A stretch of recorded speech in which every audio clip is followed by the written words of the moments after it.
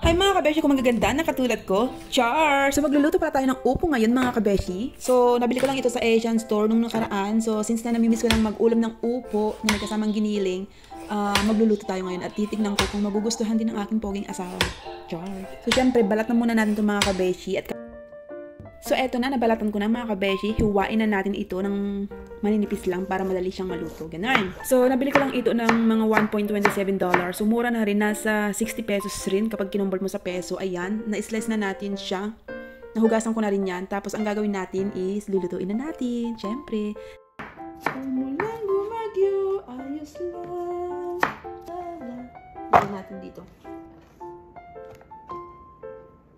Alright. Ilagyan natin na kunting mantika lang. Okay na yan.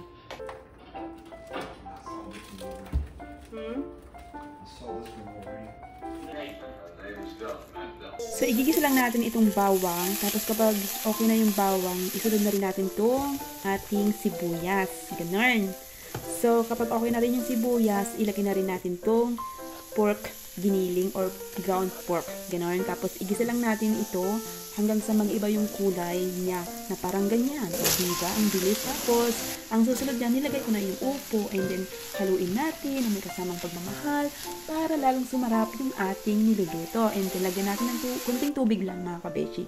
And then, lagyan din natin ng Knorr cubes kasi yan yung magpapalasa sa ating ginisang upo. And then, takpan natin, buksan natin ulit, tingnan natin kung okay na yung lasa niya. Tapos, kapag okay na yung lasa niya, kung matabang, lagyan nyo ng asin. Tapos, syempre, lalagyan ko din siya ng paminta para lalo tayong gumanda. Ganun. Hindi nyo yung kaya, no? Charot!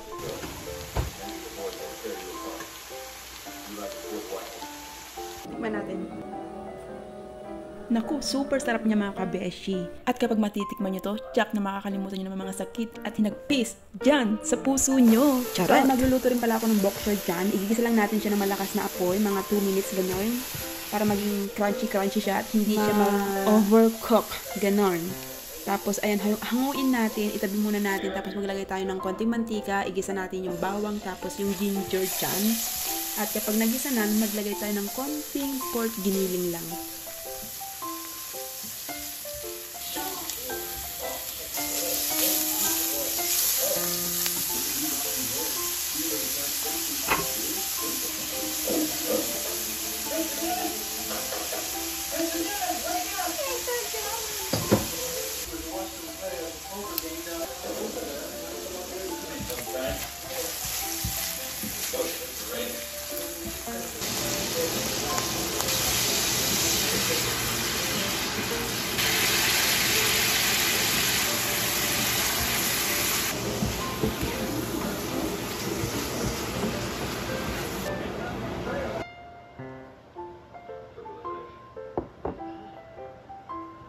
Tapos, naglagay din pala ako ng okra dyan. Try natin pakainin yung aking asawa kung gusto niyang ganyan.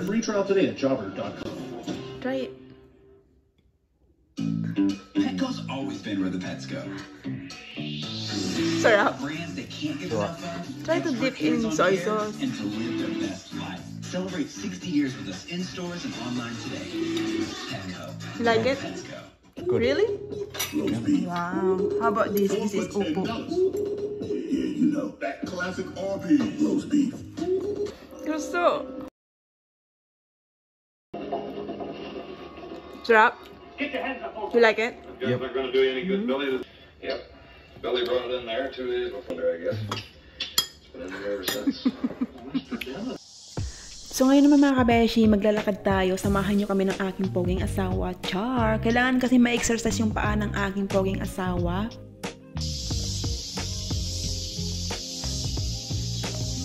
Pogi. Pag lumingon ka, akin ka. Pogi.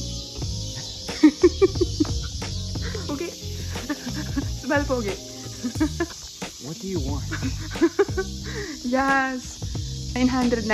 Oh, is that all? Yeah. Run. Why did you stop? I'm tired. You should run also.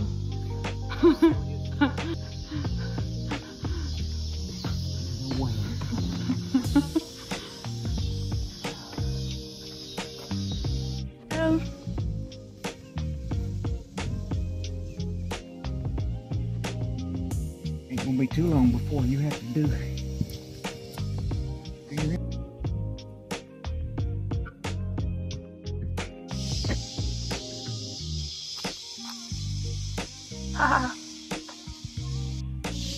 Hi, donkey. Look at that.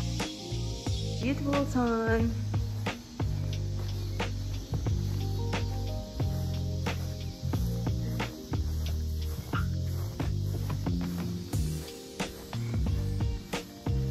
What if there is snake here?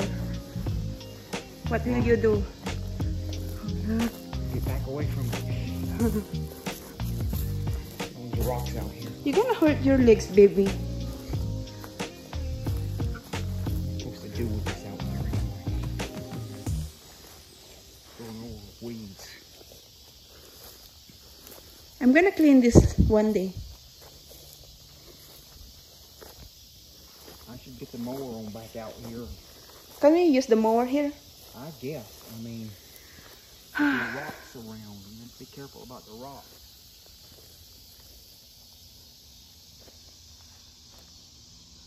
I guess maybe tomorrow I should come out here and try to mow. We are here now. We're back. We're back after 1 hour. No, not 1 hour.